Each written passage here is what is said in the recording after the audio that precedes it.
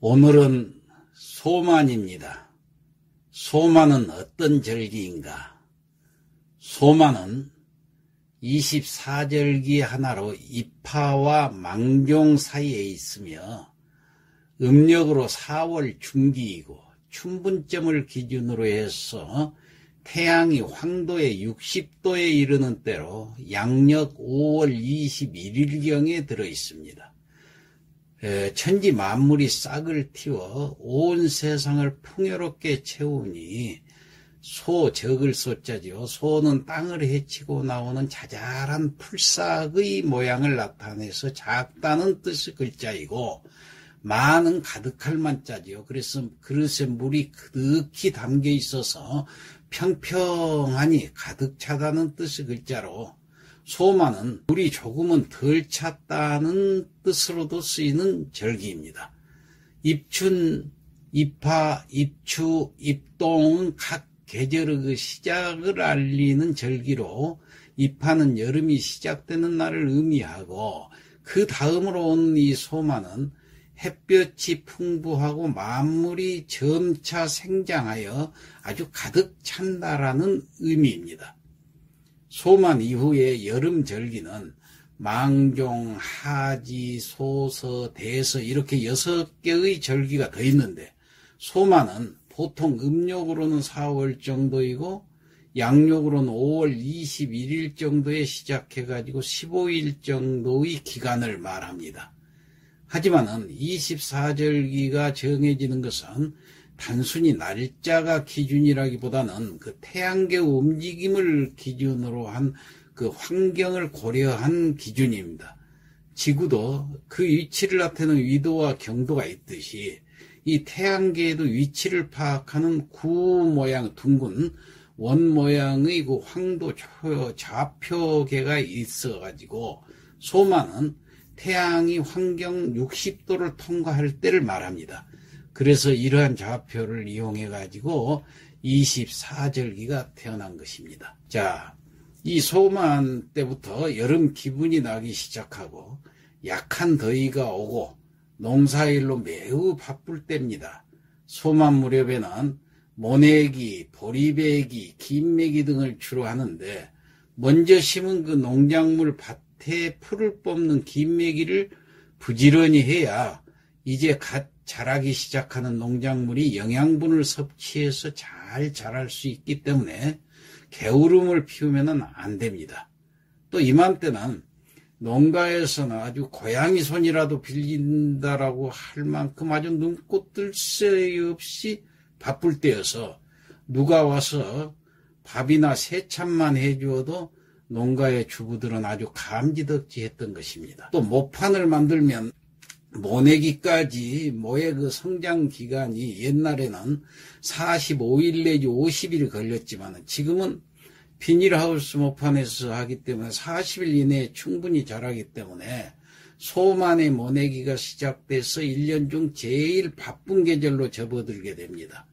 이때는 계절적으로 심하게 가무는 경우가 있으므로 이에 대비해서 물 준비를 아주 부지런히 해두기도 합니다. 그러나 10수년 전만 해도 소만 무렵은 겨우내 그 축이 난 뒤주에는 먹을 곡식도 남아있지 않고 들이나 산에도 적당한 먹을거리가 없는 보릿고개가 아주 절정에 이른 때였습니다. 이 즈음은 양식이 떨어져서 힘겹게 아주 연명하던 춘궁기로 지난해 가을 농사로 얻은 쌀은 이미 다 떨어지고 올해 봄 농사로 거두어들일 그 보리는 아직 수확 전이라서 양식이 떨어지는 시기가 이 소만 때입니다. 그래서 이 시기를 보릿고개, 한문으로 맹령이라고 그러죠. 보리맥자, 고개령자 이렇게 해서 아주 넘기 어려운 고개에 비유하기도 했던 것입니다.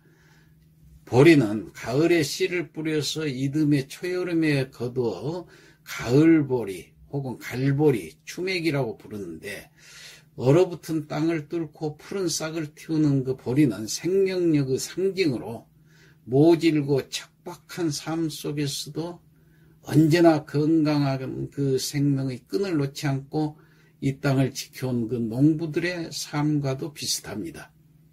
아지랑이가 가물가물한 가운데 보리밭을 바라보는 그 농부의 마음은 낭만의 그 서정이 아니라 따뜻한 보리밥 한 그릇과도 같은 그 치열한 현실이었을 것입니다. 쌀 한 톨 얻기 어려운 보릿고개에 겉보리 한 대만 있어도 이것을 맷돌에 갈아서 나무를 넉넉히 넣고 죽을 끓이면은 10가족 대식구도 배불리 먹을 수 있었기 때문에 껍질조차 잘 벗겨지지 않는 그 거친 겉볼이 남아 마음껏 먹었으면 하는 바람에 농부들은 보리밭 물결을 보면서 희망을 잃지 않고 살아왔던 것입니다. 산과 들판에 실록이 우거져서 푸르게 변한 이때의 모습을 표현하는 말이 바로 추맥과 중맥인데, 추맥은 가을 추자 보리맥자지요. 가을에 씨를 뿌렸다가 이듬해 초여름에 거두어들이는 보리를 이제 가을의 벼처럼 익는다고 해서 추맥이라고 그렇습니다. 중맥은 대죽자 보리맥자지요. 봄철의 그 누런 대나무를 가리키는 말로 죽추라고도 합니다. 소만 때가 되면 모든 사냐가 푸르지만은 대나무는 새롭게 탄생하는 그 죽순에 영양분을 공급해 주었기 때문에 오직 대나무만 푸른 빛을 잃고 누렇게 변하는데, 이 죽순의 영양을 다 주었기 때문에 마치 자기 몸을 돌보지 않고 어린 자식을 정성 들여서 키우는 그 어미의 모습을 본 듯합니다.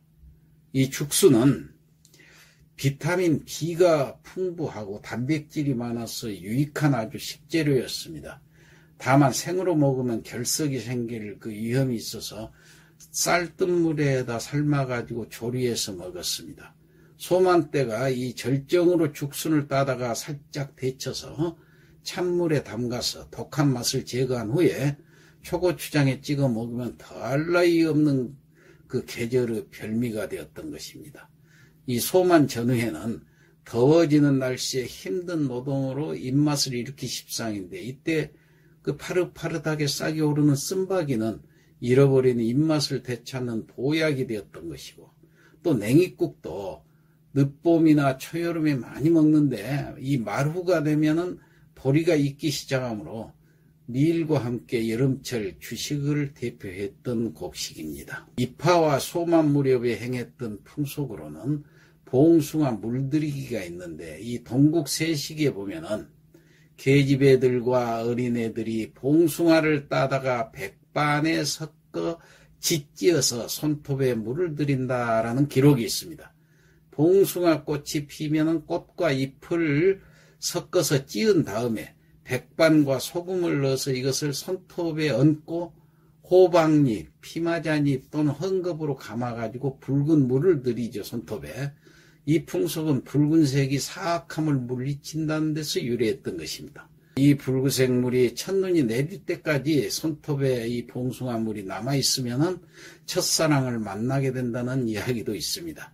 그 밖에 풋보리를 몰래 베어가지고 그슬려서 밤이슬을 마친 다음 먹으면은 병이 없어진다고 여겼습니다. 한편 이 24절기를 살펴보면은 소서와 대서, 소설과 대설, 소한과 대한처럼 크고 작은 절기 이름이 짝을 이루고 있죠. 근데 유독 소만만 짝이 되는 소만이 있으면 대만이 있어야 되는데 이 대만이라는 절기가 없어요. 그 까닭은 소만이라는 글자 그대로 작은 만족이라는 뜻입니다. 즉 소만은 24절기 가운데 8째 절기로 만자에는 그 햇볕이 풍부하고 만물이 점차 자라서 가득 찬다는 뜻이 있습니다. 그래서 부귀와 공명을 얻어서 호의호식하면서 잘 사는 것을 대만이라고 한다면은 그저 겉보리 한 대빵만 얻어서 오늘 하루 가족들과 굶지 않고 배불리 먹을 수 있는 그런 서민의 삶은 소만이라고 할 수 있겠습니다. 따라서 형편은 늘 소만일지라도 마음만은 항상 대만이기를 빌었던 것입니다. 이러한 그 절기의 이름에도 선인들의 지혜가 묻어나는데 굳이 대만이라는 절기가 없는 이유를 살핀다면 인간의 욕심이란 한이 없어서 어느 정도를 채워야 대만이 되는지 가늠하기 어렵고, 또한 사람마다 대만의 정도가 다 다르므로 절기의 이름으로 사용하기가 어려웠던 것으로 짐작이 됩니다. 자, 이상 마치겠습니다.